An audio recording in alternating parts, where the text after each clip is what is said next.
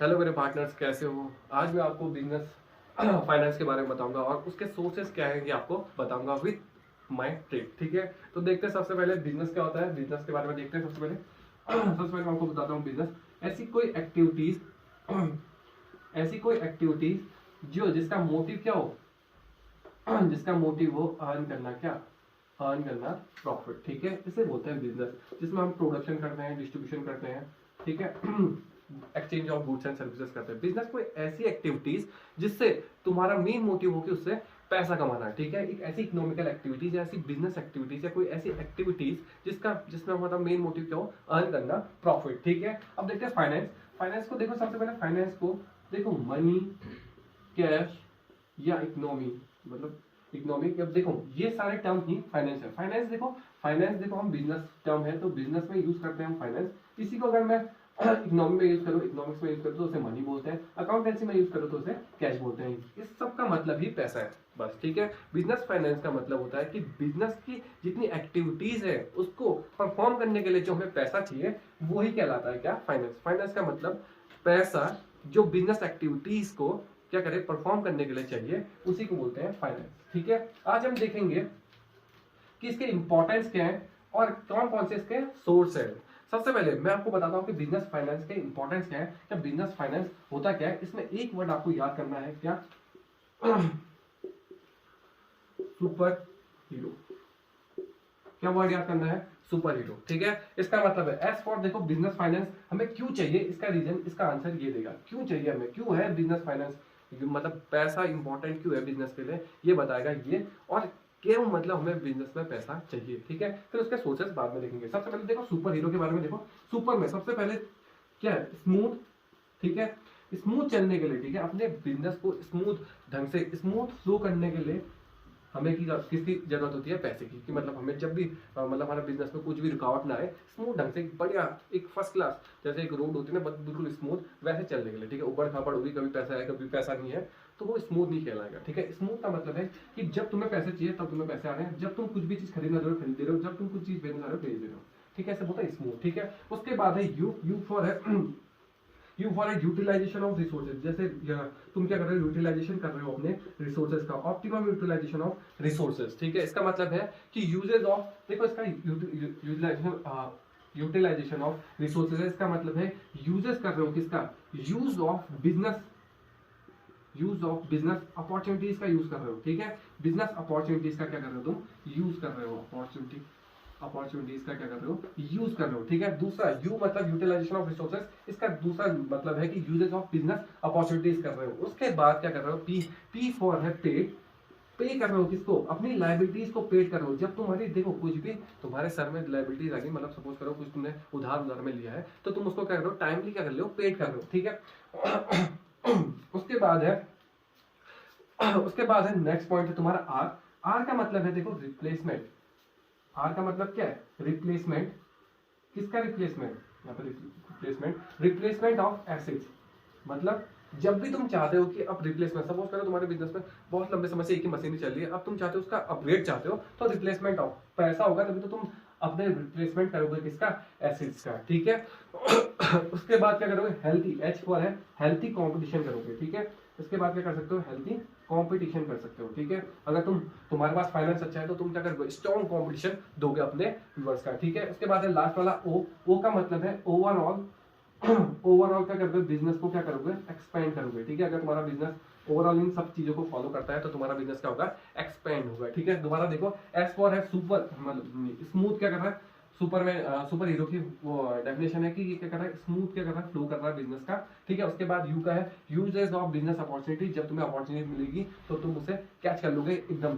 ठीक है, जैसे कोई डिमांड आएगी तो तुम उसका एकदम ही, मतलब सपोज करो बहुत हाई लेवल की डिमांड आई तो तुम क्या करोगे, तुम्हारे पास अच्छा खासा बैकअप फाइनेंस है तो तुम उसे क्या करोगे, कैच कर लोगे। ठीक है, यूटिलाइजेशन ऑफ रिसोर्सेज कर सकते हो। ठीक है, आर का मतलब रिप्लेसमेंट ऑफ क्या कर सकते हो, एसिड। जब तुम्हारे पास अपडेटेड रिसोर्सेज आ जाएंगे या कोई एसिड, देखो मशीनरी चेंज करना चाहते हो, पहले तुमने सपोज करो 1 लाख की मशीन लगाई है, अब तुम अपग्रेड चाहते हो और ज्यादा तुम्हारे पास डिमांड बढ़ रही है, तो तुम क्या करोगे, मशीनरी का क्या करोगे, चेंजेस करोगे। इसका मतलब है रिप्लेसमेंट ऑफ एसिड्स कर सकते हो। ठीक है, उसके बाद इस एच का मतलब है तुम्हारा हेल्थी कंपटीशन कर सकते हो। अगर तुम्हारे पास पैसा ज्यादा होगा तो तुम स्ट्रांगली क्या करोगे, फेस करोगे अपने कॉम्पिटिटर्स को। उसके बाद है ओ का मतलब है ओवरऑल बिजनेस का एक्सपेंड करोगे, ठीक है, जो कंपटीशन चल रहा है उसके लिए तुम मतलब पहले से ही तैयार हो गए, ठीक है। तो ये है तुम्हारा क्यों चाहिए तुम्हें बिजनेस में बिजनेस फाइनेंस क्यों चाहिए, ये सारे पॉइंट्स आपके इंपॉर्टेंट, ठीक है। क्यों का जवाब देगा ये, क्यों है बिजनेस फाइनेंस में इंपॉर्टेंस, क्योंकि ये सब चीजें एक रेगुलर एक सिस्टमेटिक ढंग से फ्लो हो सके, ठीक है। जब तुम्हें पैसे चाहिए तब तुम्हारे पास पैसे हैं, जब तुम चाहो अपने एसेट्स का रिप्लेसमेंट कर सकते हो, जब तुम चाहो अपने लायबिलिटीज को पे ऑफ कर सकते हो, ठीक है। अब मैं आपको बताऊंगा कि सोर्सेस ऑफ बिजनेस फाइनेंस, हमें पैसा कहाँ से मिलता है, ठीक है, उसके क्या सोर्सेस हैं ये मैं आपको बताता हूँ, ठीक है। देखो मैं अब आपको सोर्सेस ऑफ बिजनेस फाइनेंस बताता हूँ, ठीक है। कौन कौन से सोर्सेस हैं, दो प्रकार के सोर्सेस हैं आपके पास। एक होता है ओनर्स फंड, ठीक है, एक होता है बोरोड फंड। सिंपल भाषा में आपको बताता हूं, ठीक है। ओनर फंड का मतलब है जब तुम खुद पैसा लगाओगे तो इसे बोलते हैं ओन, अपना पैसा। जब तुम बिजनेस में मालिक पैसा लगाता है या मालिक पैसा लेके आता है या बिजनेस में मालिक कैश लेके आएगा या पैसा लेके आएगा, इसे बोलते हैं ओनर फंड। जब तुम खुद पैसे लगाओगे तो उसे क्या बोलते हैं, ओनर फंड। जब तुम आउटसाइडर बाहर वालों से पैसा मांगोगे, आउटसाइडर वालों से क्या करोगे, फाइनेंस मांगोगे, तो इसे बोलते हैं बोरोड फंड। ओनर फंड का मतलब है जब तुम खुद पैसा लगाओगे, समझ है कि तुम कंट्रीब्यूट कर रहे हो खुद पैसा, ठीक है। जब तुम खुद पैसे लगाओगे तो उसे बोलते हैं ओनर फंड। जब तुम बाहर वालों से पैसा मांगोगे तो उसे बोलते हैं बोरोड फंड। तो मैं आपको बताता हूँ कौन कौन से सोर्सेस हैं इसके मतलब ओनर फंड के, ठीक है। इसके नाम देता है, फिर इन दोनों में डिफरेंस भी बताऊंगा मैं आपको, ठीक है। तो देखिए ओनर फंड में सबसे पहले इक्विटी शेयर्स आते हैं। सबसे पहले शेयर्स के बारे में लिखता हूँ।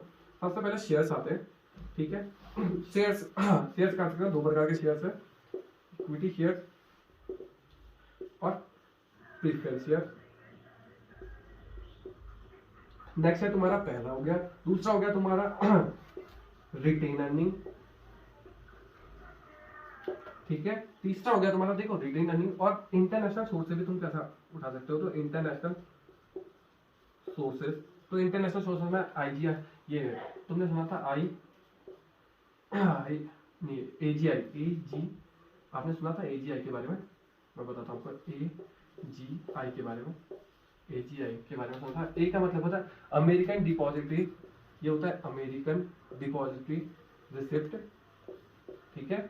और ये होता है ग्लोबल डिपॉजिटरी रिसिप्ट, और इसका मतलब होता है इंडियन डिपॉजिटरी रिसिप्ट। इंडिया वाले किससे कम है क्या, ठीक है। इसका मतलब है देखो इंटरनेशनल सोर्स कौन से है, एजीआई आपका पढ़ा था एजीआई। तो देखो दोबारा देखो, सबसे पहले शेयर्स के बारे में। शेयर से आप क्या कर सकते हो, पैसा उठा सकते हो खुद। जब तुम खुद पैसा लगाते हो कहाँ से पैसा उठा सकते हो, देखो खुद पैसा लगाओगे तो शेयर से लगाओगे, इक्विटी शेयर और प्रेफरेंस शेयर। उसके बाद रिटेन अर्निंग से लगा सकते हो। इंटरनेशनल सोर्स कौन कौन से, एजीआई के में है क्या, A for American depository receipt, G for global depository receipt और I for Indian depository receipt. Global का मतलब होता है जब इंटरनेशनल लेवल पे, जब इंटरनेशनल मार्केट से तुम क्या करो, इक्विटी शेयर को क्या करो, ऑफर करो, ठीक है। इसमें अमेरिकन लगा है तो इसमें क्या करेंगे यूएसए वाले, जब यूएसए के सिटीजन को तुम क्या करना चाहो, बेचना चाहो किसका, इक्विटी शेयर पार्टनर। इसमें इंडियन सिटीजन के बारे में होता है बस, इसमें इंडियन सिटीजन ही मतलब इसको इंडियन सिटीजन को ही बेच सकते हो।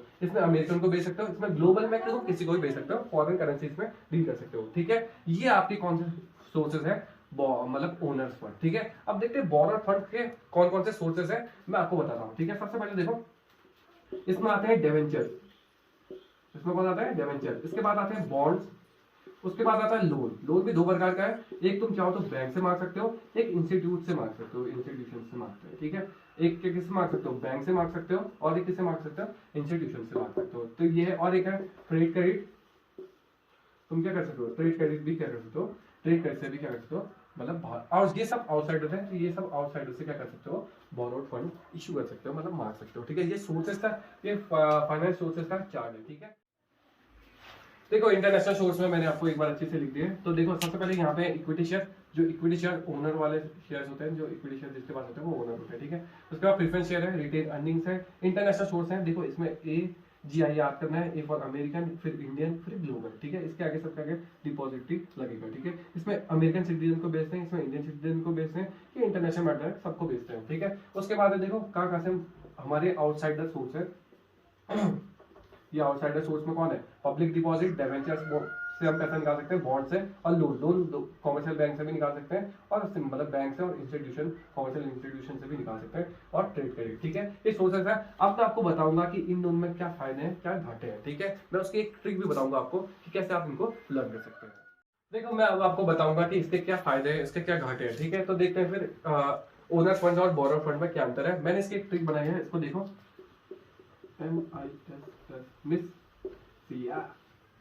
ठीक है, मिस करना है किसको, सीआर को। तो सबसे पहले देखो एम का मतलब है मीनिंग, तो मैं आपको समझाता रहूंगा। देखो मीनिंग, तो इसका मतलब है मीनिंग, इसमें कौन कंट्रीब्यूट करेगा, कंट्रीब्यूट कौन करता है, इसमें ओनर कंट्रीब्यूट करता है। ठीक है, इसमें कौन कंट्रीब्यूट कौन करेगा, ये बाहर आउटसाइडर कंट्रीब्यूट करते हैं। ठीक है, तो इसमें क्या करते हैं कि आउटसाइडर से हम फाइनेंस उठाते हैं, इसमें हमारा मालिक ही मतलब ओनर ही पैसे डालता है। ठीक है, आई का मतलब है इंटरवल, इंटरवल या इसको बोलते हैं टाइम। ठीक है, तो टाइम देखते हैं, टाइम पीरियड देखो ये परमानेंट रहता है, ये क्या रहता है, परमानेंट रहता है, और ये क्या रहता है कि एक फिक्स पीरियड ऑफ टाइम रहता है, फिक्स पीरियड ऑफ टाइम होता है इसका।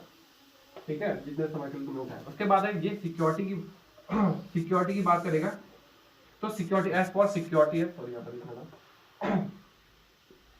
देखो ये सिक्योरिटी बताएगा, इसमें देखो सिक्योरिटी क्या है, इसमें कोई सिक्योरिटी जरूरत नहीं है। इसमें सिक्योरिटी की बंदे क्या लेता है, वो एसिड की सिक्योरिटी लेता है। ठीक है, इसमें किसकी सिक्योरिटी, इसमें सिक्योरिटी लेगा, सॉरी इसमें सिक्योरिटी लेगा किसकी, एसिड्स की। उसके बाद है अगला है ये सोर्स है, तो ये सोर्स कौन सा होता है, इसमें सोर्स कौन सा होता है, शेयर या रिटेन अर्निंग्स, ये इसके सोर्स है। ठीक है, इसके क्या सोर्स है, इसके डिबेंचर, इसके डिबेंचर सोर्स है, क्या बॉन्ड सोर्स है, पब्लिक डिपॉजिट सोर्स है, मैंने आपको इससे पहले वाली वीडियो में पूरे डिफाइन किया है। उसके बाद सी फॉर है कंट्रोल, सी फॉर है आपका कंट्रोल, तो कंट्रोल कौन करता है, तो इसमें कंट्रोल की पावर होती है इनके पास, इनके पास कंट्रोल की पावर होती है, इनके पास कंट्रोल की पावर नहीं होती, ये कंट्रोल नहीं कर सकते। ठीक है, इनके पास कंट्रोलिंग की पावर नहीं होती, मतलब इनके पास सिक्योरिटी रहती है पर इनको कंट्रोलिंग की राइट नहीं रहती कि मतलब ये सिक्योरिटी के बेस पे कंट्रोल करते हैं, इनकी सिक्योरिटी के बेस पे कंट्रोल नहीं होते। उसके बाद है तुम्हारा आर, आर के तीन है, आर के तीन नाम है, एक का नाम है रिस्क, दूसरा है रिटर्न,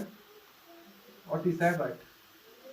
ठीक है, इन तीनों के बारे में देखो, इसमें इनको कोई रिस्क नहीं होता है, इनको हाई रिस्क होता है। ठीक है, इसका मतलब इनको क्या होता है, रेगुलर रिटर्न्स मिलते हैं, इनको रेगुलरली क्या मिलते हैं, रिटर्न्स मिलते हैं, इनको कोई रेगुलरली रिटर्न नहीं मिलते हैं। इनके पास राइट्स होते हैं, इनके पास राइट्स नहीं होते, मतलब वोटिंग राइट्स इनके पास होते हैं।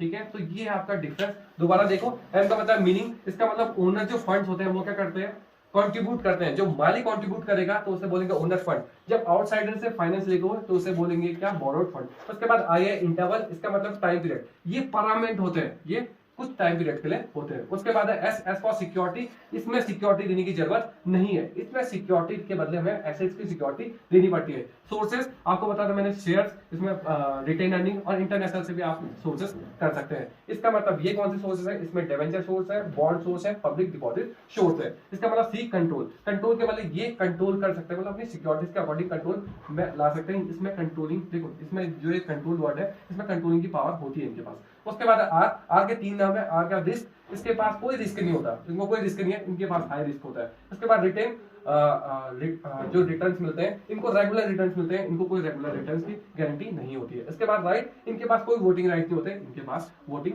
राइट्स होते हैं। यही है आपका बिजनेस फाइनेंस में डिफरेंस। अब मैं आपको बताऊंगा बाद में कि इक्विटी शेयर्स में क्या होते हैं और प्रेफरेंस शेयर में क्या होता है। मैं आपको एक ओवरव्यू दे देता हूँ कि इक्विटी शेयर और प्रेफरेंस शेयर में डिफरेंस क्या होता है। देखो शेयर्स दो प्रकार के होते हैं, एक होता है इक्विटी शेयर्स, एक होता है क्या आपका प्रेफरेंस शेयर। इक्विटी शेयर्स वो होते हैं जो मालिक बनते हैं, ओनर, जिनके पास क्या होते हैं, वोटिंग राइट्स होते हैं। ठीक है, कंट्रोल कर सकते हैं, ठीक है कंट्रोल कर सकते हैं, वोटिंग राइट्स होते हैं, और ये क्या करते हैं, डिसीजंस ले सकते हैं। ठीक है, ये मालिक ही है। और प्रेफरेंस शेयर वाले क्या करते हैं कि इनका फिक्स हमने क्राइटेरिया बना देता है, और इनके पास देखो, इनके पास प्रॉफिट का क्या होता है, प्रॉफिट का कोई अधिकार नहीं होता। इसका मतलब है कि इनको फिक्स प्रॉफिट मिलेगा, इनके पास कंट्रोलिंग पावर नहीं होती है, वोटिंग राइट्स इनके पास नहीं होते हैं। ठीक है, डिसीजंस मेकिंग की पावर इनके पास नहीं होती है, इनको बस रिटर्न की जरूरत होती है कि इनको रिटर्न मिलते हैं। इनके पास रिस्क भी लो होता है, और ये इसके पास रिस्क बहुत हाई होता है। ठीक है, ये ओवरव्यू दिया, फिर भी मैं इसको और डिफाइन करूंगा अच्छे से। तो नेक्स्ट वीडियो में आपको बताऊंगा कि कैसे आप शेयर्स के शेयर्स और इसके आगे वाला क्या पार्ट में आके बाद में लूंगा। आपको ये वीडियो पसंद आएगी तो कमेंट करें, लाइक करें।